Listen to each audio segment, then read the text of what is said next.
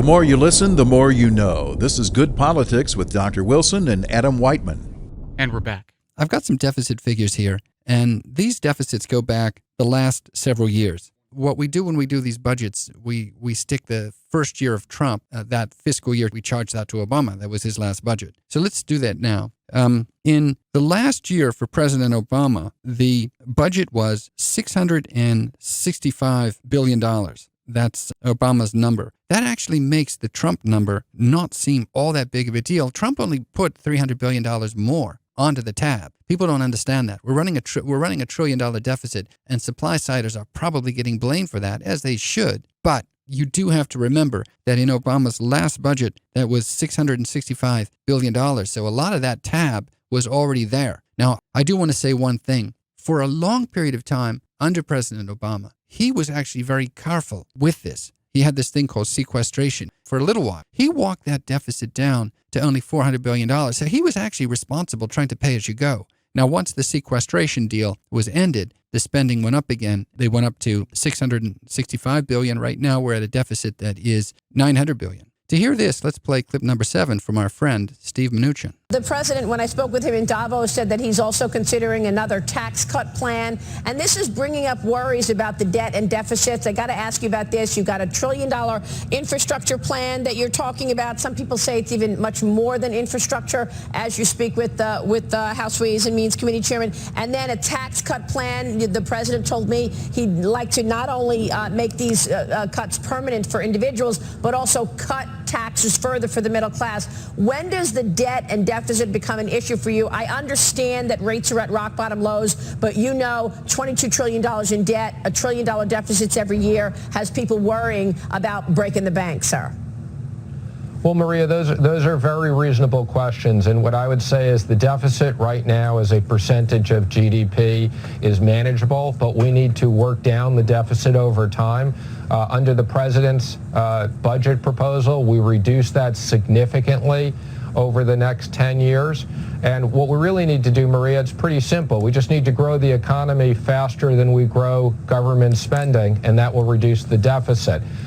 Mnuchin sounds pretty reasonable. I mean, he says we can close the gap in our deficit just by economics 101, grow our economy, increase the size of our GDP. The one thing I want viewers to understand is the size of the U.S. budget is only measured not in dollars, but in how burdensome it is to the U.S. economy. Traditionally, for a long period of time, the American federal government only cost about 20 to 21% of GDP. Okay, so it only costs about 20 to 21%. So this is why, Adam, GDP is so important. If you get $1 trillion of new value in your GDP, then you can add $200 billion per year in your federal budget and not see any increase in that burden. All right? Like if a president brings home the bacon, let's say it this way, you get $1 trillion of GDP growth. The federal government now has $200 billion extra to spend, and it won't hurt anything because it's still only 20% of GDP. This is the concept.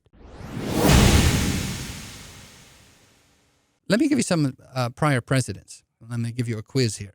How much do you think the federal government cost under Ronald Reagan? Probably a fraction. I mean, these were different times as a proportion. Like, are you asking for like GDP. 1/3? Yeah, it's a percentage of GDP. Now, we're talking only the feds. How much did the federal government? Right now, we said to you it's about 21% as a baseline number. What do you think it was for under Reagan? Maybe 20%? 20%? That's a very good guess. It's a very cautious guess. Reagan had, at his highest point, 23% of GDP. 23 cents on the dollar. He inherited from Carter about something that was about 21%. So actually, for a while, his number got a little bit high, 23% for the federal government. Now, let me ask you, what do you think Bill Clinton's was? This is also a very interesting number. At its lowest, under what did the Clinton government cost the United States at its lowest as a percentage of GDP? So federal government only under Clinton? Yeah. I'm going to guess maybe that 25% mark. It's interesting. Bill Clinton, at his best year on this, meaning best meaning lowest, it's like golf, right? 18%. Federal government cost 18 cents on the dollar. Now, why is that, Adam? The reason why? Smaller than Reagan's. Well, now hold on. A heck of a lot larger in total dollar amount. Oh, right. Heck of a lot larger. We're not talking dollars. We are talking burden. And what happened under the Clinton administration is you had 4% growth, and you had that over and over again. His economy grew so well that they could spend pretty much what they wanted, and the burden of the spending went down. Oh, proportionally. Yeah, the burden went down. So his federal government only cost about 18 cents on the dollar. That was pretty darn good. You were talking about 4% growth with Clinton? Yes. Hey, Clinton balanced his budgets. At the end of the year, they had $1 trillion surpluses. They had too much money under the Clinton years. So what you had there was an economy that was rocking and rolling.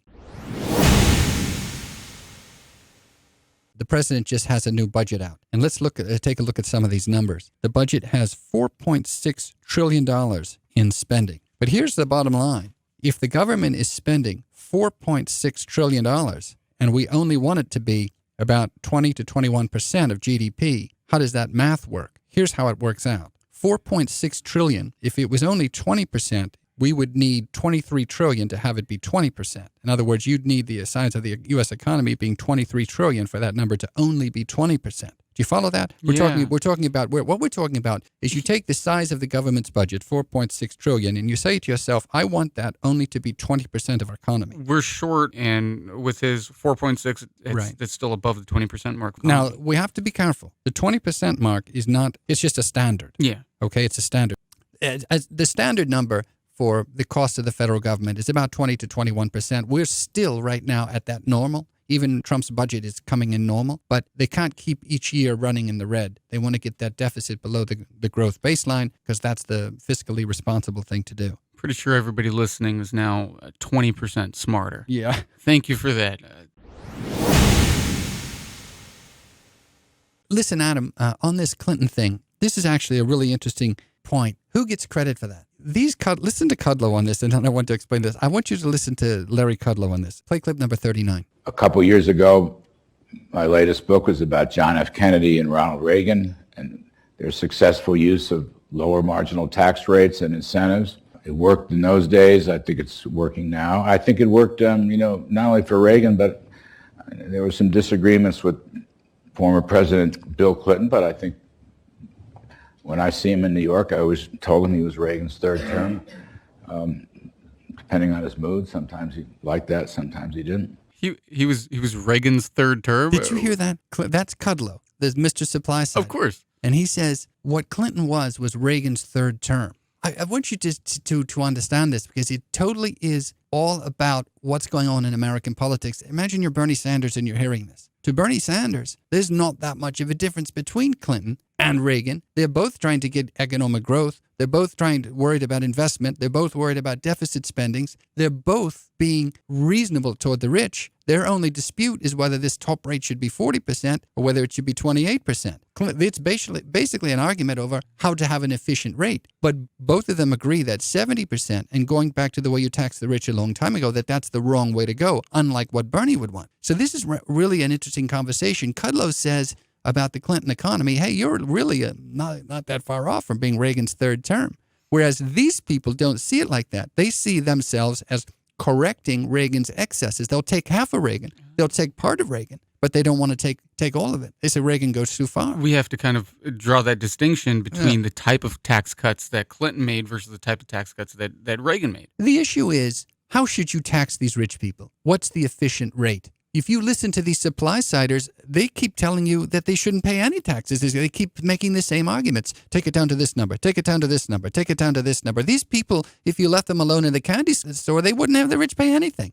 So what Clinton is saying is, look, there is an efficient number here. We rocked and rolled on this economy with this rate at about 40%, and even Obama did well with that rate. That rate wasn't bad. He got some decent numbers. That's the 40% top rate. That's 40, just for the rich. Right, it's a 40% top rate. It steps its way up. That's how you tell how leftist, how liberal a country is by what their top rate is. Like if you go to Sweden or you go to, I assume, Britain, you go to lots of places that are more communitarian, they will tax the rich a lot more and will tax the middle class a lot more. You'll notice that the Clinton program thought that it could get the rich to pay its fair share by putting it at about 40%. And so this is a really interesting conversation where Kudlow sees all the growth that Clinton got, even though he bumped taxes up on the wealthy.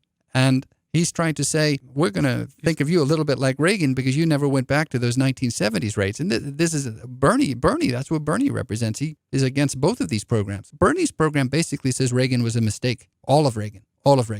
If you talk to some of these leftists, Michael Moore, they will say that. They think that as far as the progression of this. I used to believe that. I mean, I used to believe that Reagan's trickle-down economics was a complete mistake. Then again, I also didn't look into his first term and see that actual economic growth there. I mean, and so someone like me is looking at it for some tax cuts do get you value, some tax cuts get you waste. Some tax cuts are good, some tax cuts are bad. That's really the way the New Democrats were trying to look, I would argue to you. So there's a middle ground even for the tax cuts on the top rate for the rich. Right. You know, cutting from 70 to 50 like Reagan did, that seemed to be a good move. Yes. But he did it again in his second term. And so did George W. Bush and so forth. And then they're doing it now, and they shouldn't do it. How has Trump treated the top rate and the corporate tax cuts? At the very beginning, Trump passed his tax bill. And the first year, he didn't mess with the rates. He messed with the indexing, which actually was kind of smart. What he did was change the number of dollars you needed to qualify for these rates. And that's what actually I thought was interesting. He kept the rates, he just changed the indexing. But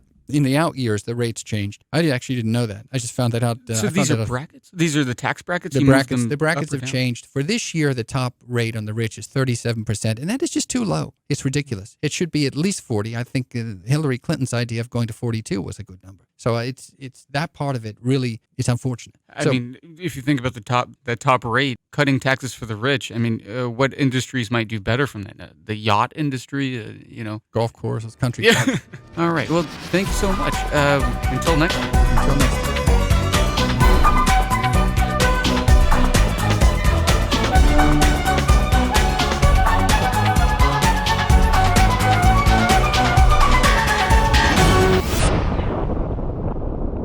Politics without allegiance. You're listening to Good Politics with Dr. Wilson and Adam WIGHTMAN.